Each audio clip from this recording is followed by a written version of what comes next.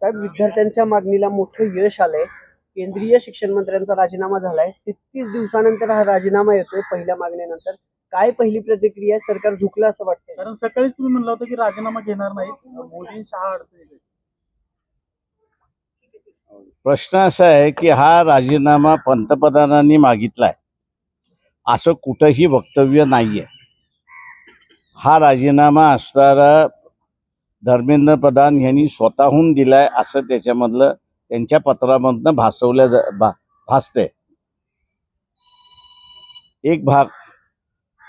दुसरा भाग, त्याच्यामध्ये त्यांनी जे काही वाक्य वापरलेली आहे त्याच्यामध्ये ह्या आंदोलनामध्ये अँटी सोशल एलिमेंट्स,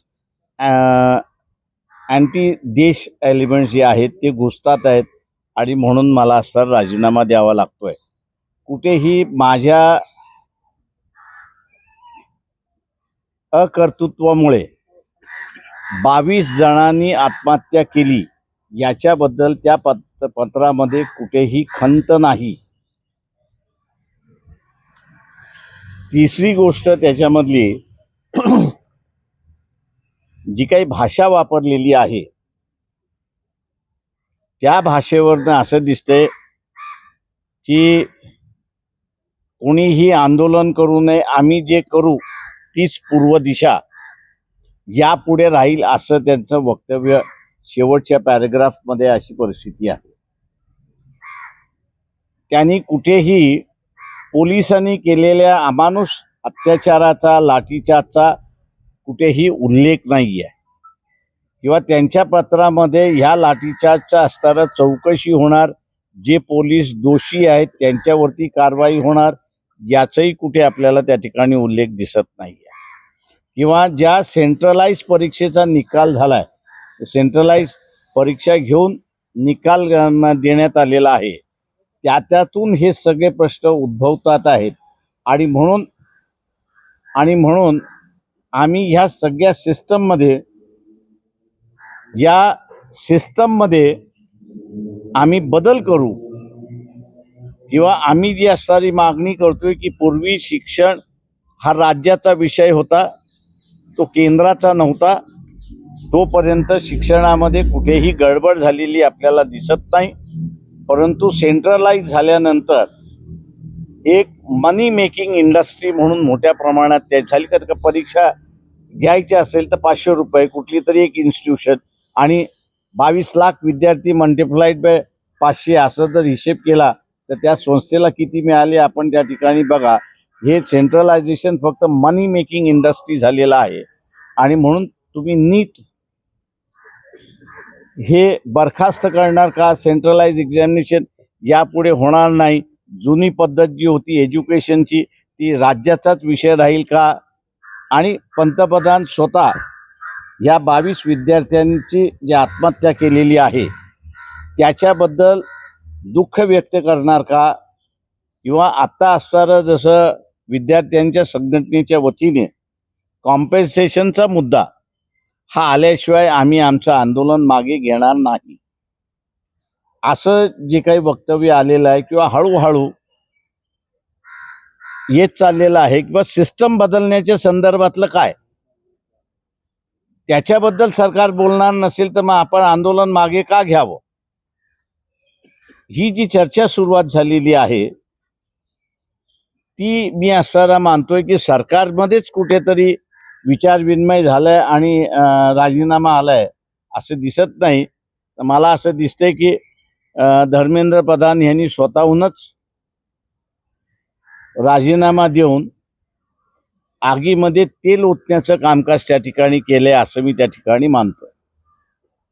त्यांची इंटरनल भांडणं जी आहेत ते इंटरनल भांडणं या राजीनाम्यातून दिसत आहेत असं माझं स्वतःचं म्हणणं आहे. विद्यार्थी विजयी झाले साहेब असं म्हणायचं का? विद्यार्थी विजयी झाले ना. जे झुकणार नाही असं जे म्हणत होते त्यांना पार नाक रगडायला लागलं विद्यार्थ्यांनी. सर, कॉक्रोच या शब्दापासून खरं तर सुरुवात झाली, सगळी ठिणगी पडली. बेसलेस खरं तर हे सगळा प्रोटेस्ट होता सुरुवातीला, पण एवढी मोठी विद्यार्थ्यांची चळवळ उभं राहील असं कुठे वाटलं होतं का? आणि त्याच्यानंतर त्याचे रिपरकशन देखील जाणवले. मी असं म्हणतोय की चीफ जस्टिस जे आहेत सूर्यकांतजी, त्यांचा ह्या सरकारवरती कुठेतरी राग दिसतोय मला.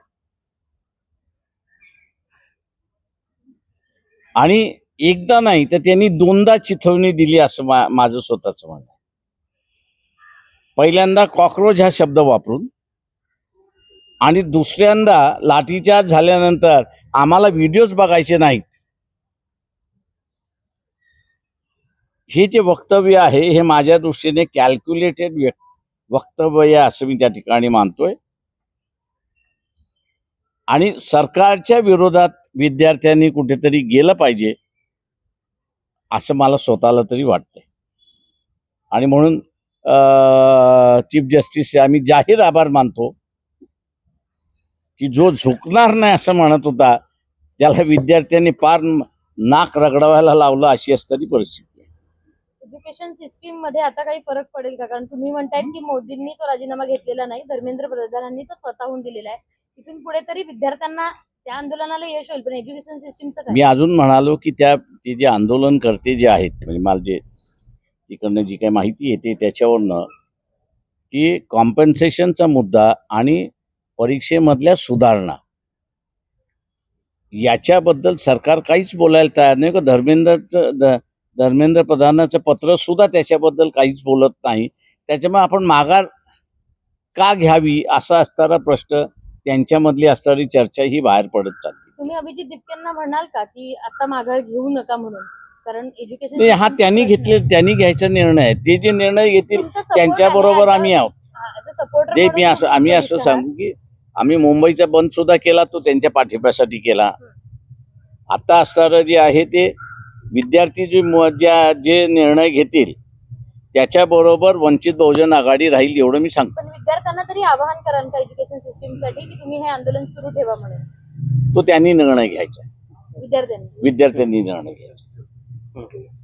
त्यांनी घेतला चालू ठेवायचा तर आमचा पूर्ण पाठिंबा त्याला.